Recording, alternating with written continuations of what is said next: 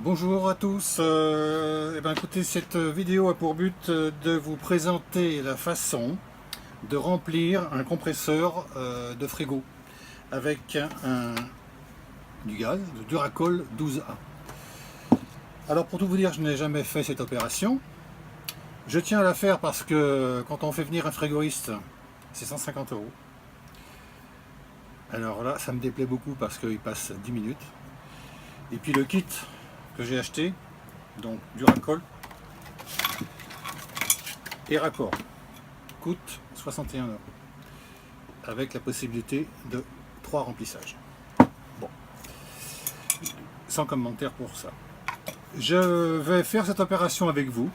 Comme ça, c'est la toute première, parce que moi, c'est la première fois que je le fais. Donc on va faire ça ensemble, on va le découvrir ensemble.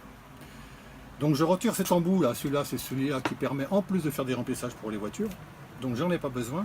Là, ça s'appelle un raccord 1/4 SAE, qui va pouvoir se brancher sur le groupe que je vais remplir.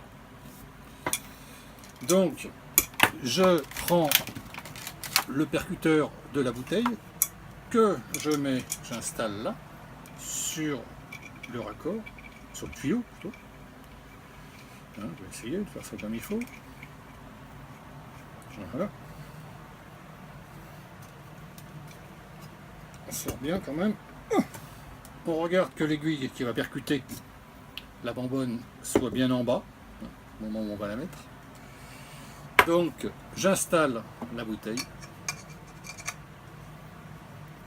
C'est par vissage. Hein.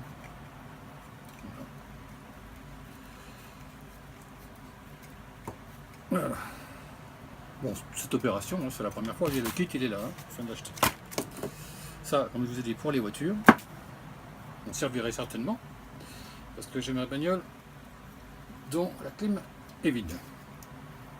Voilà. Maintenant, je percute.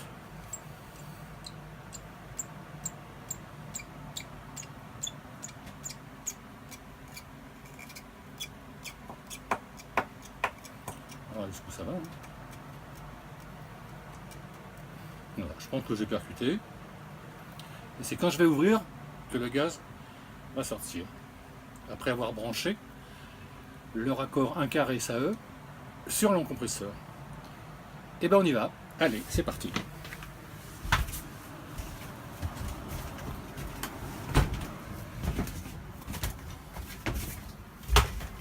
Donc il faut que le groupe soit en marche. C'est ce que m'a dit le vendeur d'accessoires. Donc le groupe tourne déjà depuis 10 minutes. Alors pourquoi je le fais? Parce qu'il n'y a plus de glaçons, il n'y a plus de froid, il marche très mal, donc il n'y a plus que le haut qui commence un peu à faire du froid, tout le bas ça ne marche plus.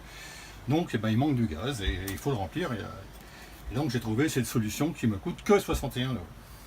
Allons-y.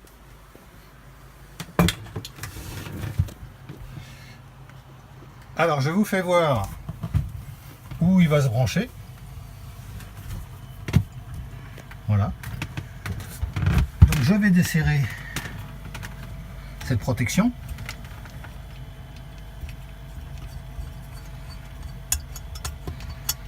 Voilà. Je prends le raccord.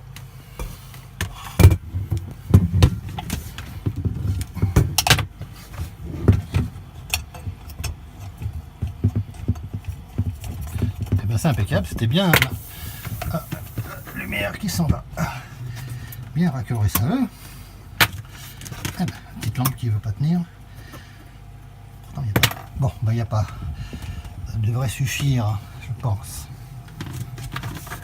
On va essayer à nouveau de mettre de la lumière quand même. Voilà. Donc c'est fait, c'est mis dessus. Il faut aller dans le jaune. Et là donc allons-y. Voilà. Allez, on envoie la pression.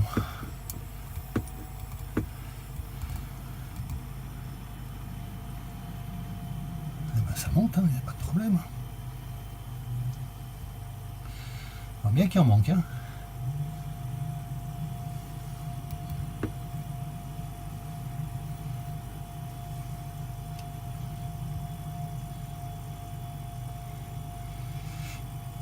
il faut aller dans le bleu. Alors on voit marqué, oui, on m'a dit d'aller dans le bleu, je vais me mettre à moitié du bleu et je vais arrêter. Et voilà. C'est bon. Je ferme la bouteille.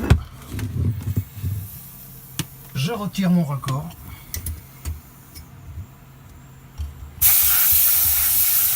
Merde, qu'est-ce qui s'est passé? Oui, ça c'est ce qu'il y a dans le tuyau, c'est pas grave. Voilà. Je referme le tout bouchon.